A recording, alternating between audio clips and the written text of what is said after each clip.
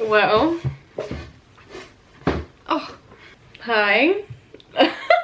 Sorry, I am like so bad at paying attention to the camera. But welcome. My name is Carly. Most of you know me from my fitness account. It's called Carly Ray Fitness. That was so stupid. Oh my god. Relating to my fitness account, a lot of people have been asking me like, oh, like why don't you start a YouTube channel? That would be such a good idea to like get your name out there and stuff, and I didn't really think it was a bad idea. So here we are. Yeah.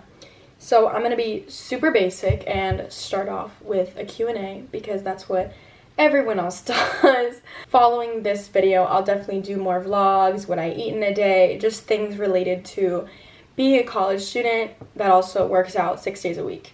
And that has taken over my entire life. But yeah, let's get started. Question number 1. How long have you been working out for?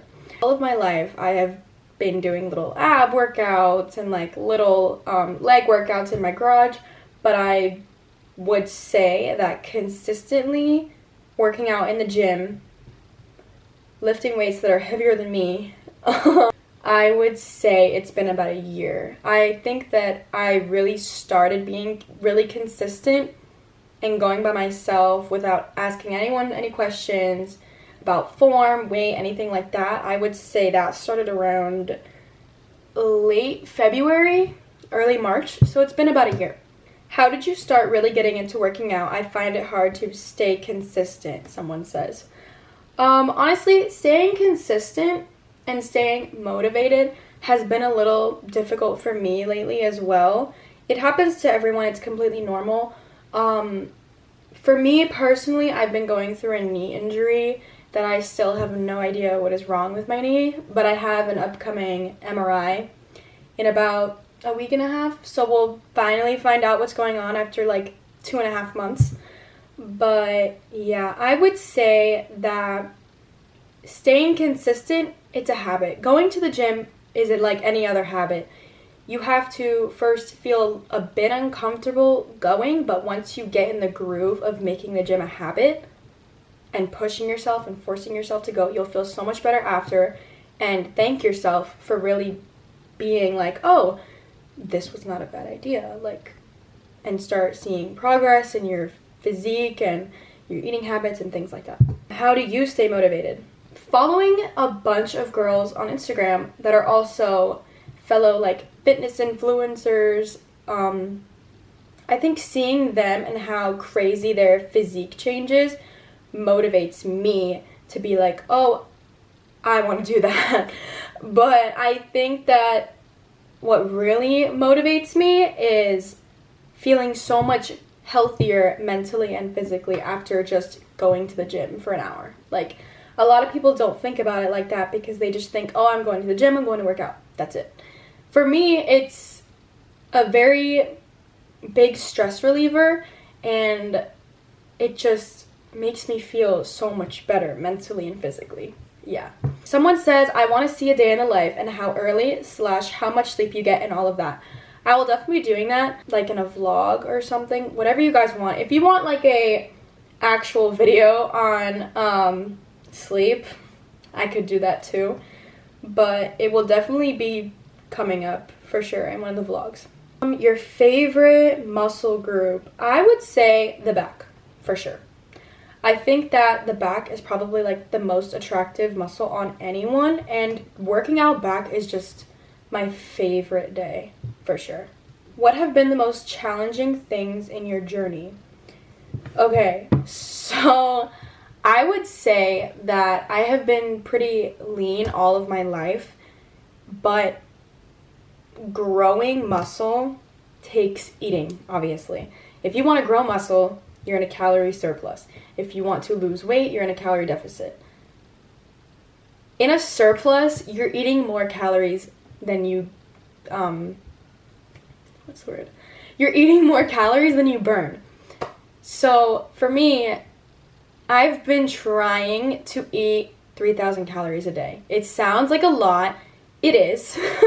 It's gotten pretty difficult, honestly, because of my knee. Like, it's just very discouraging and stuff. So that's definitely taken a toll on my eating. But I definitely eat, for sure, hands down, every day 2,500 calories.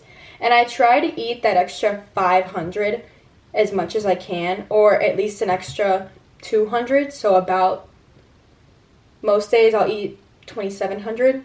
But hitting that 3,000 has become very difficult for me. And just the body dysmorphia that comes with it, and being uncomfortable with your body because you're seeing like fat in like areas that you show a lot, like your stomach and so on. So I would think that definitely the body dysmorphia that comes with eating a lot is a little bit discouraging, but once you see the results, it's all worth it. How do you manage your time in order to do school, work, and the gym? I don't. I would say that having a planner is definitely very necessary for me, because if I did not have a planner, if I didn't have my planner, I would forget everything. And I like to, every day in the morning, just write down either in my phone, or I have like these sticky notes from Target.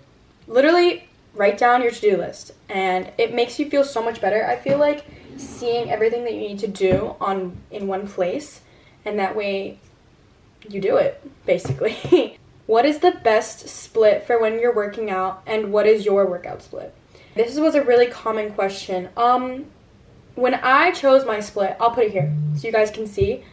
When I chose my split, it was based off of what my goals were and what muscles I basically wanted to work out the most.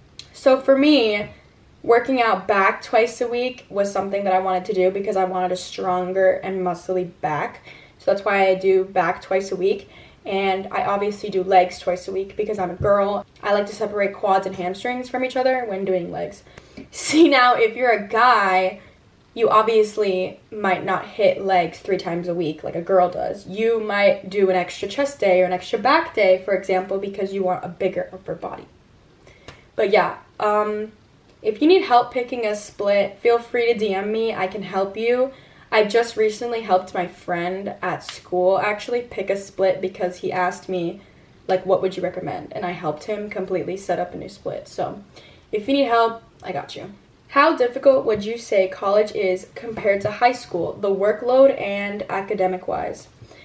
Okay, I would say that college is definitely very different, for sure, and I think that anyone would agree with me when I say that. In college, you're independent. Like, everything is on you. If you do not turn in an assignment, that's on you. Like, most professors will just be like, too bad, so sad. In high school, they'll be like, oh, it's okay, like, turn it in tomorrow instead. College professors are not like that. They expect you to check the syllabus before, because all of them, I mean, at my school, all of my professors post the syllabus first day of the semester. So that way you know exactly what we're doing that day. If you're absent, or if you just need to see when something is due, you just go look at the syllabus. Like, they expect you to look at the syllabus all the time. Now, workload. For me, I kind of saw both sides of being like a science major and an arts major. So I used to be a neuroscience major my first semester of college. That was a lot. I will be honest, it was a lot. But if you enjoy it, you'll be fine. It's just a lot of studying. Depending on how well you absorb information and are able to like interpret it into your brain easily, obviously that's how much studying you need to do. But for me, science was not really my forte, so I was studying 24/7. But switching my major to communications and concentrating in journalism, definitely a whole different ballgame. I love it now. The workload is nothing like being a neuroscience major. It's just a different kind of workload. Like, for example, now I am carrying around a camera 24/7. I am editing all the time. I'm doing a lot of writing. It's just a different workload than a science major, for sure. But I would say that it's still a lot and still keeps you busy, you know? Okay, my last question. What is creatine really for, and why do you use it? Well, I would say that this is a very common question that people are asking each other all the time because everyone's so questionable about creatine. What's today? Monday the 7th. I'm actually coming out with a creatine post today, so I will link that below and also put a picture right here so you could look for the post. To give it a long story short, creatine is something that we already produce naturally, and it's also found in meats like beef, pork, and fish. I'm reading from research that I've already done because so many people ask me questions about it, and I just send them this note. But I'll just make a post out of it, like I said, so that way you guys can just go to it if you want more information. But basically, we take creatine because it results in high intensity production, meaning it's an energy enhancer, so specifically for working out, basically. And I would say that I've definitely seen a difference in weight gain for sure, but I have heard that it's basically just the water weight that you are taking in, because when you take creatine, the one thing that is very important is drinking enough water. I would say that I definitely struggle with that, but if you are wanting to start creatine, you need to drink at least half a gallon for sure. But staying hydrated is definitely the most important part. It's definitely made me stronger, I would say. So creatine is basically just a supplement that we already produce on our own.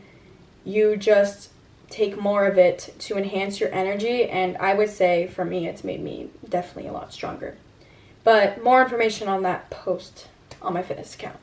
I hope you guys enjoyed this little Q&A moment. Subscribe if you haven't. This is so weird. I'm not used to saying any of this. But subscribe if you haven't. Follow all my social medias. I'll list them all down below, and they're on my channel.